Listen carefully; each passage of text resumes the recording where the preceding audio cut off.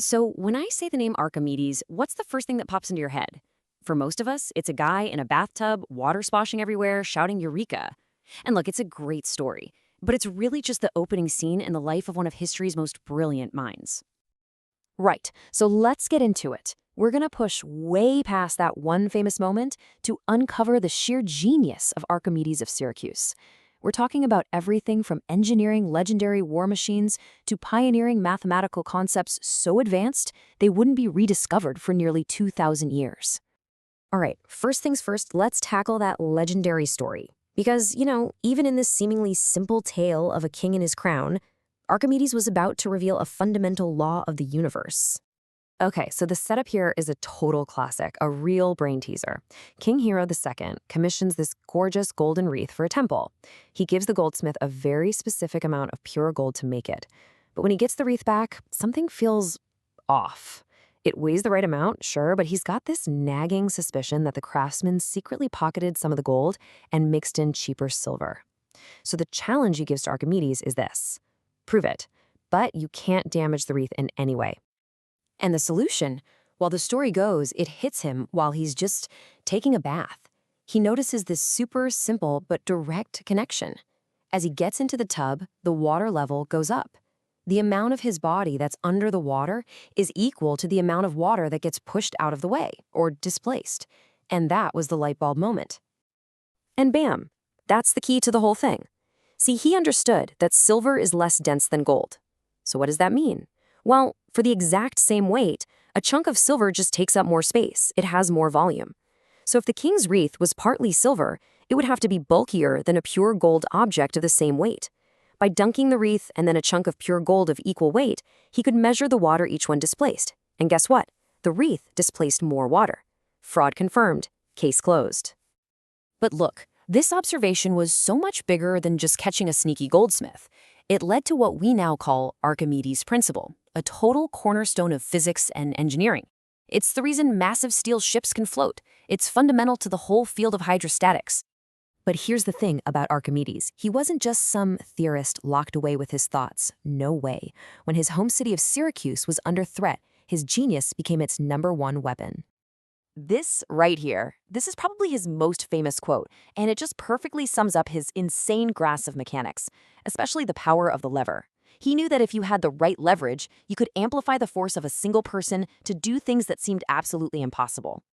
And believe me, he put that knowledge to terrifyingly effective use. When the Romans came knocking, laying siege to Syracuse, Archimedes basically unleashed this whole arsenal of defensive superweapons. He designed these incredibly powerful catapults that could hurl massive stones. But the most legendary of all was the Claw of Archimedes, this giant crane-like machine that could supposedly reach over the city walls, grab a Roman ship, hoist it completely out of the water, and then smash it against the rocks. His inventions held off the mighty Roman army for years. For all these incredible world-changing inventions, all the war machines and practical devices, Archimedes himself thought his greatest achievement was something else entirely. It was a discovery in pure mathematics. Yeah, this had nothing to do with floating crowns or moving the entire planet. This was about something quieter. The elegant, perfect relationship between two simple shapes. In fact, he was so proud of this one discovery, he actually asked for it to be carved on his tombstone. I mean, that's how you know it was his masterpiece.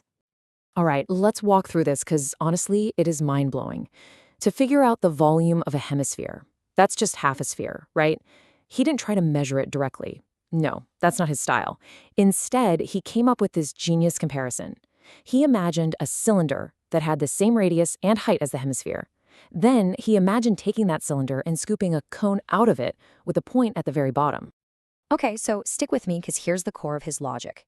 He imagined taking a slice, like a super thin slice, out of both shapes, horizontally at any random height. For the hemisphere, that slice is a circle, pretty simple. For that other shape, the cylinder with the cone scooped out, the slice is a ring, kind of like a washer. And here's the magic trick. He proved that no matter where you slice them, at any height, the area of that circle from the hemisphere is exactly the same as the area of the ring. They're a perfect match, every single time, all the way up. And the logic here is just, it's beautiful. If every single slice of the hemisphere has a perfectly matching slice of the exact same area in the other shape, Well, then their total volumes have to be identical, right? He didn't have calculus, but this whole method of adding up an infinite number of tiny slices, that's the very soul of integral calculus. He was doing this stuff almost 2,000 years before Newton and Leibniz. And because he already had the formulas for the volume of a cylinder and a cone, this whole method let him prove something just beautiful. The volume of a sphere is exactly 2/3 the volume of the cylinder that fits perfectly around it. That simple, elegant ratio, that's what he wanted to be remembered for forever. But the story takes a tragic turn here. Archimedes' life was cut short, and for centuries, the full extent of his genius was basically lost to the world. It was hidden in plain sight. So when the Romans finally broke through Syracuse's defenses back in 212 BC, Archimedes was killed by a soldier, even though the Roman general had given specific orders to spare him. His work survived, but just barely. And the most incredible story is the one about the Archimedes palimpsest. Picture this. In the 13th century, a monk needs some parchment, which was super expensive, so he takes this 10th century copy of Archimedes' works, scrapes all the ink off, and just writes a prayer book right over it. For 700 years, some of Archimedes' most important ideas, including the one that explains his calculus-like method, were just hiding underneath those prayers. It wasn't until 1906 that it was rediscovered. Today, his legacy is just undeniable. I mean, the highest honor you can get in mathematics, the Fields Medal, has his portrait right on it. Think about that. It's this huge testament to a mind that was so far ahead of its time that even modern mathematicians are still in awe of what he accomplished, especially when you remember he had none of the tools or even the symbolic language that we take for granted today. And that just leaves us with this final, really staggering thought. His text, The Method of Mechanical Theorems, the one that laid out his proto-calculus, that was lost for centuries. So what if it hadn't been? What if scientists during the Renaissance had access to all that knowledge? Could the scientific revolution have kicked off hundreds of years earlier? It's impossible to say for sure, but it really makes you appreciate just how fragile knowledge can be, and just how far ahead of everyone else Archimedes truly was.